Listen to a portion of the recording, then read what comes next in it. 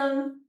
Hi, this is our next installment of Cadillac Chats, and we're live in Chandler's studio in Springfield, Missouri. And I've been here all weekend, so we've had so much fun working and having family time and planning and running nervous system sessions and co-regulating and just really enjoying one another and having some good quality time together. I just had a wonderful gyrotonic session, which I don't get to have in my life, so that was super awesome.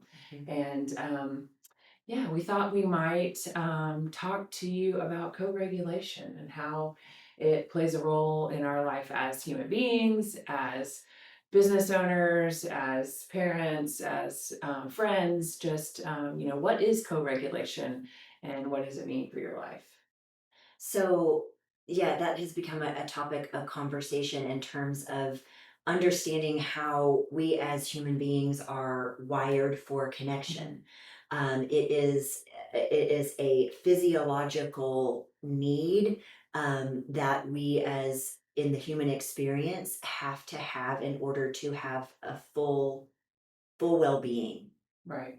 Yeah. And please. Yeah, I Yeah. mean, so it's really the foundation where we are able to regulate ourselves easiest by regulating with another human being. Our nervous systems affect one another on that subconscious level without us even really being aware of it. So we can affect one another's nervous systems positively or negatively, but when we're regulated and when it's a good exchange, it's a good you know um, time together, then we do benefit. Our nervous systems become more less mobilized, more regulated, more centered. Back to homeostasis. Like Right. it's like that phone call that you have with a longtime friend, Sure. and you get off the phone and you just feel so much more at peace, focused, and just maybe in a happier place. Yeah. Or, we might come into a studio session a little bit hurried or stressed, and, just that co regulation with another human being, we feel so much better afterward.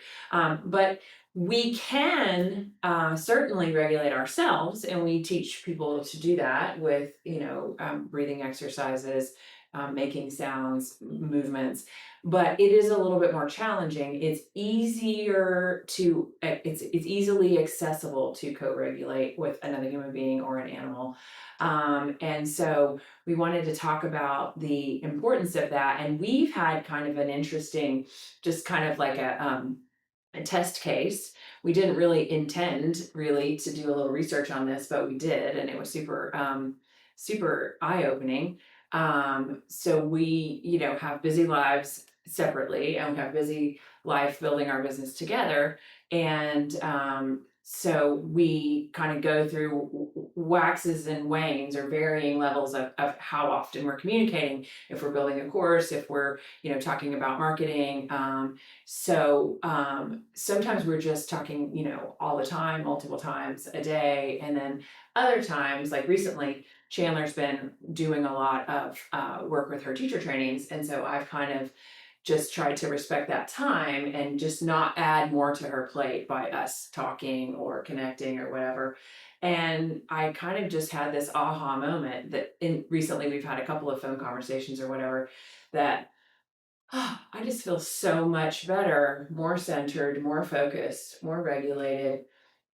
And I don't think giving that space and having that distance actually is beneficial to us. What's It your would, experience yeah, been? from an anecdotal viewpoint, I think we were intending to do each other like a favor, like, Mhm. oh, we don't one less demand. Sure. But ultimately, even if we're just chatting, not even about work stuff, Mhm. but just needing that touch point, needing that grounding experience, or that anchor. Mhm. Like I feel much more anchored when I'm Mhm. flying around spinning 9 different plates. Mhm. And it's very, I'm always left with clarity and calm. Mhm. after our just talking things through. Mhm. And it could be business related, it could be personal related. I mean, I know it's very, you know, gray at this point.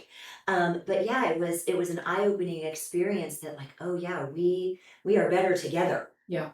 Yeah. And just having a 10-minute, hey, you got 10 minutes, Yeah. 5 minutes, or even our text exchanges help They too. do, they do. But But we don't co-regulate, certainly, in that realm, but it is helpful to keep the focus. So, as we embark on our second year in business together and we're kind of taking a pause and a step back to build some infrastructure and some operating procedures and how do we want our communications to flow and our organization as a business, as partners, as a group, I think it's a good time for us to build that in and decide how we want that communication to flow and what it needs to look like so that it can be the most supportive. And we are so fortunate to have had amazing mentors who were,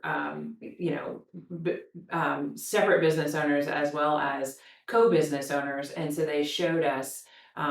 They were wonderful role models for us in how to even take into consideration the way in which you prefer to communicate, the uh-huh. way in which I prefer to communicate, what settles my nervous system versus, do we want everything to be in a spreadsheet or is that, mind boggling or, Well, so it's like each other's love language. exactly, exactly. So just having this information about the nervous system and communication and co-regulation is so beneficial for us building this business and Personally, yeah. professionally, um, and then it's okay if I talk about the action plan. Yeah, Yeah. for sure. So what we wanted to also share with you all is kind of giving you a little bit of a blueprint for having an action plan for regulation. So, in being more intentional about making that phone call, or texting that person, set up an appointment to have that lunch,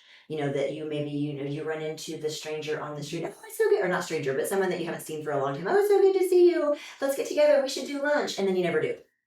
But just encouraging you and supporting you in that follow through, just to again promote your own community and support system, and again that co-regulation to have just a better, happier, healthier overall life. Exactly. So just a couple of points on that. Um, name the people in your life you feel connected with, identify some that you'd like to reach out with, and explore some connection options. Like make a list of things you enjoy doing with people that bring you joy. Consider activities that you like to do with these people. And then create a combination. Use it as like a living document. Use it as an action plan, because connections ebb and flow over time. Like you said, we haven't seen that person in a long time. If you revisit that plan regularly and update it as your connections change, it can really support you in that.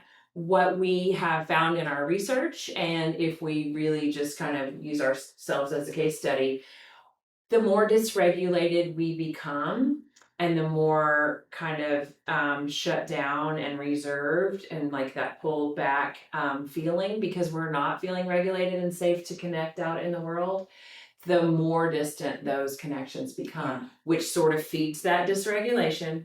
And so it's just this kind of push and pull. We have to feel safe enough to connect, so that we can go out and co-regulate, but yet we also need that co-regulation to feel safe enough to connect. So, Like yeah, snake eating its tail. absolutely. Of course, if we are able to have some, individual regulation tools that can support us with that, then we're not only relying on co-regulation, but the co-regulation is the fun part. It's Yeah. our favorite part. It's So, favorite part. Anyway, thanks for coming to our Cadillac chat. As always, we really appreciate you guys and your support of our growth as we build nervous system navigation. And Please reach out to us if you would like any more information on nervous system integration facilitation work. We would love to support you and share what we've learned. awesome. Thanks. See you guys soon. Bye.